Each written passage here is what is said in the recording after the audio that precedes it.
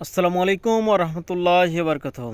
প্রিয় ভিউয়ার্স, আমি সেলিম রেজা আবারও আপনাদের সামনে উপস্থিত হইলাম আরেকটি নতুন ভিডিও নিয়ে। আজকের বিষয়টা হচ্ছে বাংলাদেশের রেল। আপনারা জানেন যে গত 4 তারিখ থেকে বাংলাদেশ রেলওয়ের যে ভাড়া, সে ভাড়াটা কিছুটা বর্ধিত করা হয়েছে। অর্থাৎ যেখানে 500 টাকা ভাড়া ছিল, 500 টাকার জায়গায় প্রায় 600 650 টাকা হয়ে গেছে। এরূপ পর্যায়ে আর কি যে বেড়েছে। তো প্রশ্ন হলো সাধারণ জনগণের, যে রেলওয়ে যে ভাড়াটা বাড়ালো, এ ভাড়া বাড়ার পিছনে যৌক্তিকতা কোথায়? সচরাচর যদি জ্বালানি তেলের দাম বাড়ে সেক্ষেত্রে ভাড়া বাড়ে, তারপর আবার রেলের ক্ষেত্রে এটা প্রযোজ্য না। সেটা হচ্ছে গণপরিবহন অর্থাৎ আপনার বাস, ট্রাক, অন্যান্য যানবাহনের ক্ষেত্রে এটা প্রযোজ্য হয়। কিন্তু সরকারের যে রেল, এটার ক্ষেত্রে কিন্তু এটা প্রযোজ্য হয় না, বা এটা ওইরূপভাবে কখনো নজিরে নেই যে জ্বালানি তেলের দাম বাড়ার ক্ষেত্রে রেলওয়ের ভাড়া বেড়ে গেছে। আচ্ছা, প্রশ্ন হচ্ছে রেলওয়ের ভাড়া কখন বাড়ে? যখন সেবার মান বেড়ে যায় বা বাড়িয়ে দেওয়া হয় জনগণের সাথে আলাপ আলোচনা করে বা জনগণের মতামতের ভিত্তিতে, সেক্ষেত্রে হয়। কিন্তু দুঃখজনক হলো সত্য যে রেলওয়ের সেবা এক বিন্দু পরিমাণ বা 1 পয়সারও বাড়ে নাই, কিন্তু ভাড়া বেড়ে গেছে অনেকাংশে। এটির কারণটা কি? ওনারা বলতেছে যে রেওয়াত যে একটা ছাড় ছিল, রেওয়ারটা, এই রেওয়ারটা করা ছিল, বাদ দেওয়া ছিল। রেওয়ারটা ধরা হইতো, এখন রেওয়ারটা বাদ দেওয়া হয়েছে। তো কথা হচ্ছে যে এটা কেন করা হবে হুট করে? আপনি মান বাড়ান, মান না বাড়ায় আপনি ভাড়া বাড়াই দিবেন, জনগণের সেবা না দিয়ে জনগণের পকেট থেকে টাকা নিয়ে নেবেন। এটা তো কখনো হতে পারে না। এটা তো জনগণ মেনে নিতে পারছে না।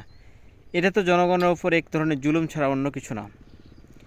তো কথা হচ্ছে যে বাংলাদেশের রেলওয়ে গত 53 বছরে যে আপনার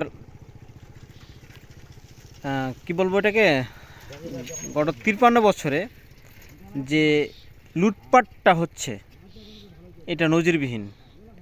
বিশ্বের ইতিহাসে এমন কোনো দেশ নেই যে রেলওয়ে খাতে তারা লস করে, কিন্তু বাংলাদেশ লস করে। এর কারণটা হচ্ছে কি, এই সেক্টরে সবচাইতে দুর্নীতিবাজগুলো, অসৎ মানুষগুলো, বিবেকহীন মানুষগুলো, অমানুষগুলো, মানুষের নামে অমানুষগুলো এখানে আছে, বিধায় এই অবস্থা। আজকে জনগণের পকেট থেকে কোটি কোটি টাকা লুট করে নিচ্ছে, কিন্তু সেবা বাড়াচ্ছেন না। আবার রেলওয়ের টিকিট কাটতে গেলে টিকিট পাওয়া যায় না। হ্যাঁ, যেখানে ট্রেনের যাত্রী ধারণ ক্ষমতা একটা বগিতে 90 থেকে 100 জন, সেখানে ঢুকে 200 থেকে 250 জন, তারপরে বলে লস। এটি আর কতদিন কানাকে বাঙ্গার ভুঁই দেখাবেন? এগুলো বাদ দেন। রেলওয়ে কর্তৃপক্ষকে দৃষ্টি আকর্ষণ করতেছি, আল্লাহর রাস্তায় এগুলো বাদ দেন। এই অবৈধ ইনকাম, এই অবৈধ সম্পদ একদিন আপনাদের জন্য কাল হয়ে দাঁড়াবে। এটি সুনিশ্চিত যে এটি আপনাদের একদিন কাল হবে। অচিরে দেখতে পাবেন, অচিরে দেখবেন। এবং অনেক রেলওয়ের কর্মকর্তার পরিবারটাকে দেখেন যে ধ্বংস হয়ে গেছে, কারণ জনগণের দেশের সম্পদকে লুটপাট করে, অন্যায়ভাবে ভক্ষণ করে কেউ কখনো সুখী হতে পারেনি। এর নজির নেই ইতিহাসে। তো যাই হোক, আল্লাহর রাস্তে রেল কর্তৃপক্ষের দৃষ্টি আকর্ষণ করতেছে, আপনারা মান বাড়ান, দেন ভাড়া বাড়ান। নয়তোবা জনগণ একদিন যখন এটার বিরুদ্ধে সোচ্চার হবে, আপনাদেরকে ছাড়বে না, আপনাদেরকে পাকড়াও করবে ইনশাআল্লাহ।